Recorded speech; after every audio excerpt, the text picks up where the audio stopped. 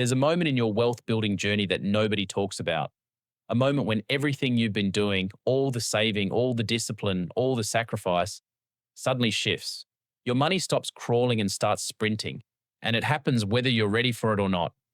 Today, I'm going to walk you through three tipping points that change everything about your net worth. These aren't theoretical, they're mathematical. And once you understand them, you'll never look at your bank account the same way again. Let's start with the first tipping point. This is the one that separates people who feel like they're getting nowhere from people who suddenly feel unstoppable. Tipping point one, your investment returns exceed your contributions. Here's what this looks like. Say you're investing $1,000 a month into a diversified portfolio. That's $12,000 a year. For the first few years, your balance grows mostly because you keep adding money. Your returns are small because the base is small. But here's where the maths gets interesting.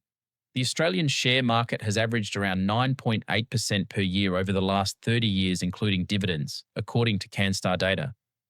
At that rate, by the time your portfolio hits around $130,000 to $140,000, something flips.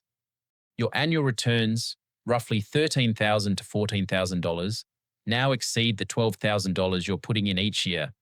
This is the moment compounding stops being a concept you read about and becomes something you can actually feel.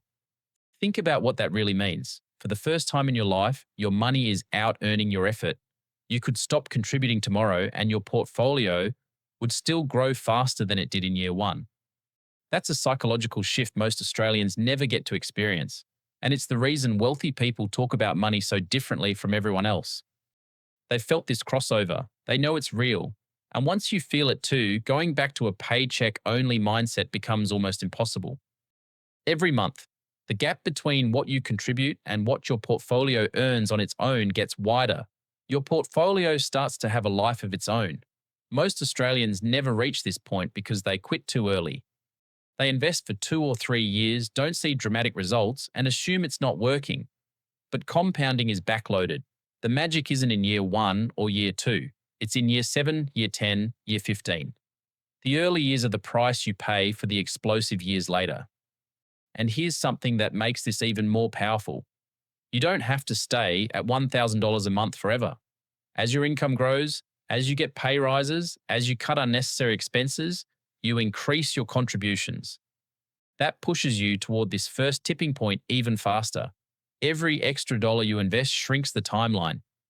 So even if you're starting with $200 or $500 a month right now, the principle is identical. The crossover point is coming. You just have to stay in the game long enough to reach it. If you're in those early years right now and it feels painfully slow, that's normal. You're not behind. You're laying the foundation for something that will eventually dwarf everything you put in. Now, tipping point 2. This one hits differently because it changes how you think about your job. Tipping point 2. Your annual investment returns match your salary.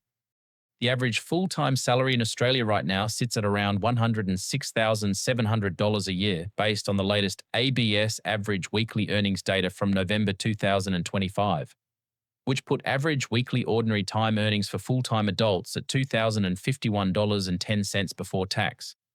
So imagine the day your portfolio generates that much in returns alone. At an average return of around 10%, that means your invested assets have crossed the $1 million mark. At $1 million invested, your money is effectively earning a full-time salary. It doesn't call in sick. It doesn't need weekends.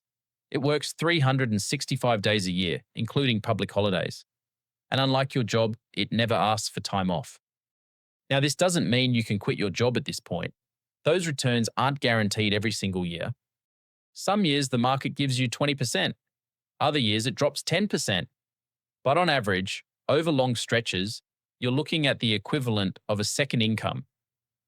Here's why this tipping point is so powerful psychologically. It changes your relationship with work. When your portfolio earns what you earn, suddenly your job becomes a choice, not a requirement.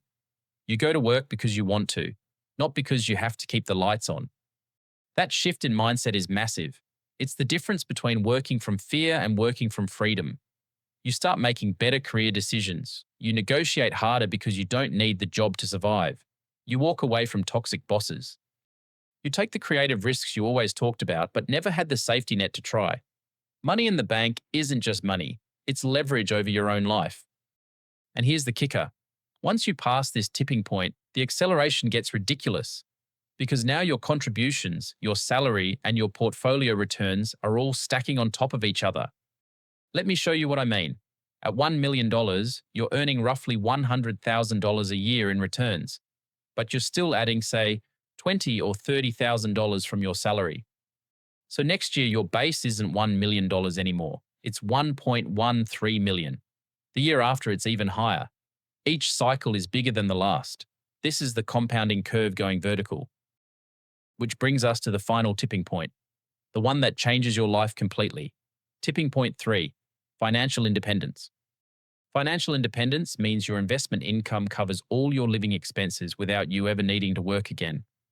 In Australia, the common framework is the 4% rule, though the latest 2026 research from retirement planners now puts the safe withdrawal rate somewhere between 3.7 and 4.2% for a 30-year retirement, depending on your asset allocation. This means if you can live on 4% of your portfolio each year, your money should last indefinitely. So let's do the maths. If your annual expenses are $60,000, you need $1.5 million invested.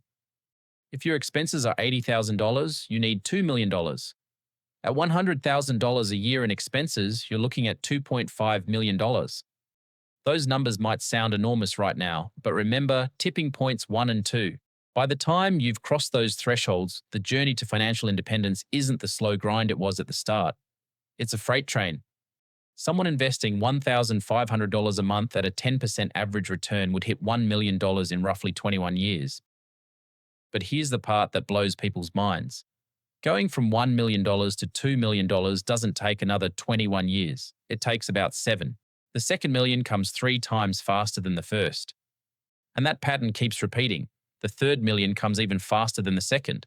Every new million requires less time than the one before it because the base keeps growing. This is why financial independence feels impossible at the beginning but almost inevitable near the end. And this is exactly where most Australians get the timeline wrong. They look at the first million and assume the rest of the journey will feel just as painful. It doesn't. The grind you feel in your 20s and 30s is the tax you pay up front so your 40s and 50s can be effortless. The people who understand this stay patient. The people who don't quit right before the curve bends and spend the rest of their life wondering why wealth always seemed to happen to somebody else. Don't be that person. Trust the maths. So here's what I want you to take from this. Wherever you are on this path right now, whether you're investing your first $100 or you're closing in on that first million, know that the trajectory is not linear. It's exponential. The tipping points are real. They're mathematical, and they're waiting for you. The only thing that can stop you is quitting before the curve bends in your favor. If you got value from this, hit the like button, subscribe to the channel, and turn on notifications so you don't miss the next one. I'll see you there.